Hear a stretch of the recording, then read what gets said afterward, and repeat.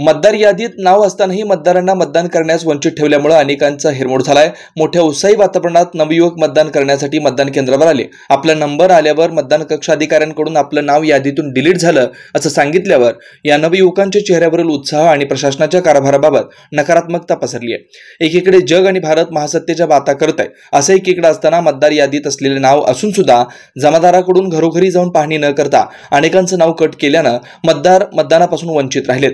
सोलापुरातील अनेक केंद्रावर टार्गेट करून मतदान कमी करण्याचा BLO अधिकाऱ्यांकडून करण्यात आल्याचा प्रयत्न दिसतोय। मतदार यादीत नाव नसल्याने एका नवयुवतीनं मतदानासाठी आला असता माझं नाव नसल्याचं निदर्शनास आलं। याबाबत अधिकाऱ्यांना विचारलं असता त्यांनी उडवाउडवीची उत्तर दिली। तुमचं काम आहे ना सर, डिलीट दिसते तर तुम्ही हे सेकंड मागणी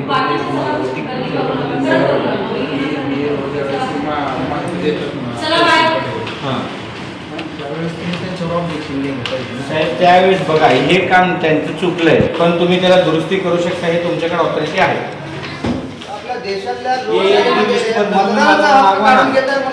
बेकायदेशीर आहे ना हे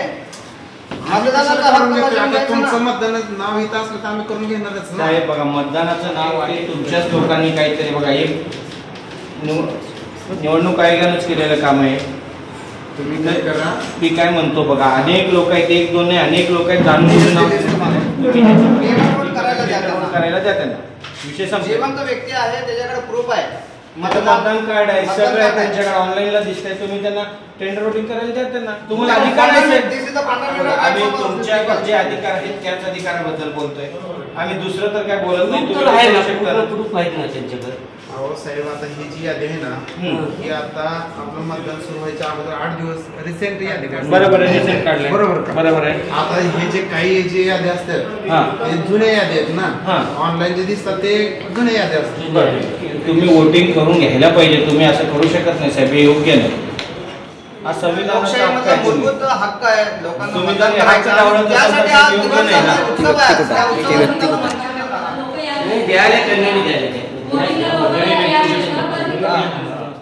ही घटना भाजपाचे युवा नेते श्रीनिवास भाऊ संघा यांना कळल्यानंतर त्यांनी मतदान केंद्रावर जाऊन चौकशी केली। त्यांना फोन लावा, काही लोक जिवंत आहेत त्यांच्याकडे प्रूफ आहेत। 15-20 बघा मी काय म्हणतो साहेब, सगळ्या बूथवर झालाय, पण तुम्हाला हे राईट्स आहेत का नाही तुम्ही ते सांगा। राईट्स आहेत ना तुम्हाला, आम्ही फक्त तुमच्या राईट्सचा वापर करा म्हणतोय, आम्ही बेकायदेशीर तुम्हाला काही सांगत नाही। आमची तुम्हाला विनंती आहे, बघा मतदारांना तुम्ही वंचित ठेवणं हा योग्य नाही। आमचे पण काही मर्यादा आहेत आणि तरी साहेब मी काय म्हणतो मर्यादा आहे, त्यांच्या वोटिंग मध्ये लिस्टमध्ये नाव नाही का? टेंडर वोट टाकता येते त्यांना, ते जर व्यक्ती जिवंत व्यक्ती तर तुमच्या वोटर सेंटरला आली आणि त्याचे पुरावे दाखवून तुम्हाला हे केलं तर तुम्ही ते वोट करायला द्यायचं, असं राईट आहे। टेंडर वोट कधी असतं माहिती आहे का, जेव्हा एखादा व्यक्ती तुमच्या नावावर जर डिक्लेअर करून गेला असेल आणि तुम्हाला मतदानापासून वंचित ठेवता येत नाही त्यावेळी त्याला टेंडर वोट, त्यावेळेस एक मिनिट टेंडर वोट तुम्ही म्हणताय, मग डिलीट हा कोणाचा चूक आहे? डिलीट पण हा मतदान तसंच झालं ना, डिलीट हे यादीत आहे तर त्यांचं चूक साहेब। मग हे चूक कोणाचं काशी ना, आपण टेंडर पद्धतीनं वोट तुम्ही करू शकता, हे निघून जर तुमच्या निवडणूक आयोगाकडनं तर असायला पाहिजे ना। तुम्ही करून घ्या तेवढं टेंडर पद्धत तुमचे कोण तक्रार आमचं कसं आहे सकाळपासून झाला नाही, शक्य कसं काही नाही म्हणता त्यांनी इथलं एक टीम जाऊन यायला